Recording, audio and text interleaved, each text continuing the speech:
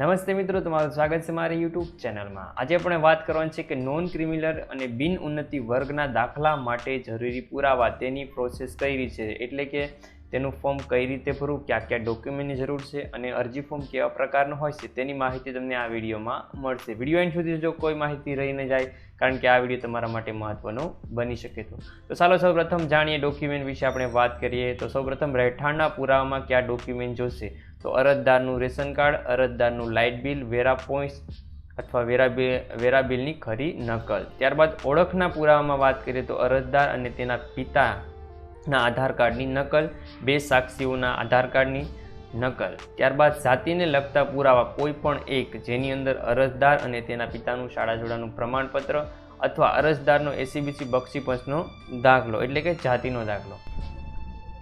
ત્યારબાદ આપણે વાત કરીએ તો આવકને દાખલાને લગતા પુરાવા વિશે, તો અરજદાર વાલીનો આવક અંગેનું પ્રમાણપત્ર એટલે કે અરજદારના વાલીનો આવકના દાખલાની જરૂર પડશે। ત્યારબાદ અરજી સાથે રજૂ કરેલ સોગંદનામું એફિડેવિટ ફોર્મમાં 50ના ઈ સ્ટેમ્પ પેપર લગાડો, એટલે કે સોગંદનામા સાથે અરજી ફોર્મ આવકના દાખલાનું હોવું જરૂરી છે। ત્યારબાદ સેવા માટે જરૂરી પુરાવા, અન્ય જરૂરી પુરાવા સત્તાધીન અધિકારી માંગ્યા મુજબ તલાટીના અભિપ્રાયનો રિપોર્ટ, જે આગળ હું તમને ફોર્મની અંદર જણાવીશ કે તલાટીનો અભિપ્રાયનો રિપોર્ટ કઈ રીતે મેળવવો, તે ફોર્મ ક્યાંથી મેળવવું તે પણ હું તમને માહિતી જણાવીશ। ફોર્મ ક્યાં મળશે અને અરજી કઈ રીતે કરવી, મામલતદારશ્રીની કચેરી, તાલુકા વિકાસ અધિકારી કચેરી, જિલ્લા સમાજ કલ્યાણ અધિકારીની કચેરી અથવા તો દાખલો મેળવવા માટે ડિજિટલ ગુજરાત વેબસાઇટ પરથી ઓનલાઈન ફોર્મ ભરી શકાશે। એટલે જો કોઈના ઝોનની અંદર ઓનલાઈન ફોર્મ ભરવાનું અવેલેબલ હોય તો તે જાતે ઓનલાઈન ફોર્મ ભરી શકે છે। બાકી તો અહીં આપેલું છે કે મામલતદારની કચેરી અથવા તાલુકા વિકાસ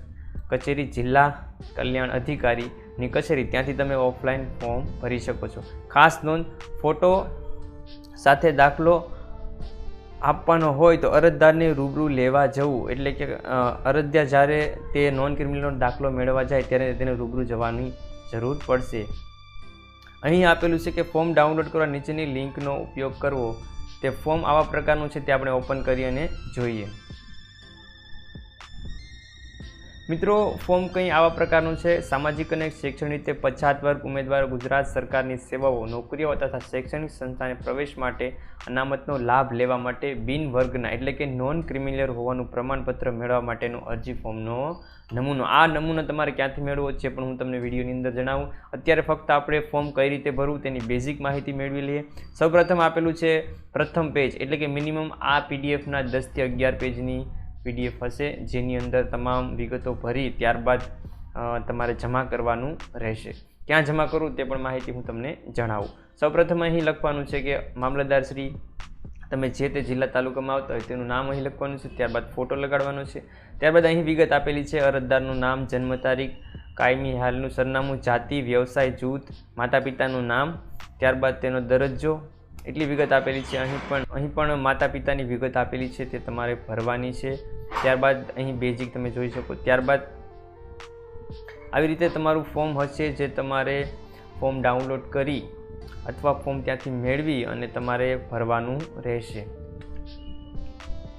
ત્યારબાદ આપણા જાતિ વિશે એટલે કે એસીબીસીની અંદર આવતા હોય તેની વિગત અહીં લખવાની છે।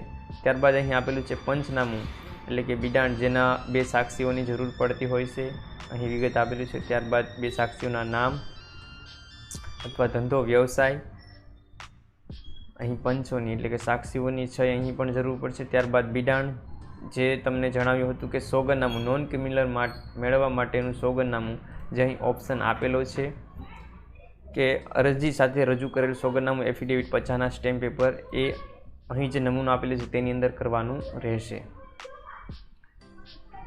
ત્યારબાદ આગળ અહીં જે વ્યક્તિની આવક દર્શાવતું પત્રક લખવાનું છે, નાણાકીય 3 વર્ષનું। ત્યારબાદ અહીં આપેલું છે કે નોન ક્રિમિનલ એટલે કે જાતિના દાખલા અંગેનું અહીં ફોર્મ આપેલું છે, પરિશિષ્ટ 4, જે પણ ભરવાનું રહેશે। આવી રીતે મિત્રો કુલ 10 થી 11 પેજની પીડીએફ હશે, જે તમારે ભરી અને આ ડોક્યુમેન્ટ સાથે, જે અહીં ઉપર આપેલા તમામ ડોક્યુમેન્ટ સાથે તમારે જમા કરવાનું રહેશે। જે ક્યાં જમા કરવું એ હું તમને જણાવી દઉં કે અહીં આપેલું છે કે મામલતદારશ્રીની કચેરી, તાલુકા વિકાસ અધિકારી, જિલ્લા સમાજ કલ્યાણ અધિકારી, ત્યાં તમારે એટલે કે મામલતદાર ઓફિસે તમામ ડોક્યુમેન્ટ કમ્પ્લીટ કરી અને તમારે જમા કરવાનું રહેશે. મિત્રો, આ ફોર્મની PDF એટલે કે અરજી ફોર્મની PDF મારા વિડીયોના ડિસ્ક્રિપ્શન બોક્સમાં આપેલી છે. ત્યાંથી તમે PDF ડાઉનલોડ કરી, પ્રિન્ટ કરી, ફોર્મ ભરી અને જમા કરાવી શકો છો. મિત્રો, વિડીયો ગમ્યો હોય તો લાઇક, કોમેન્ટ તમારા મિત્રોને શેર કરજો. નવી માહિતી તમને આ ચેનલની અંદર મળશે. તમારો દિવસ શુભ રહે. જય હિન્દ, જય ભારત.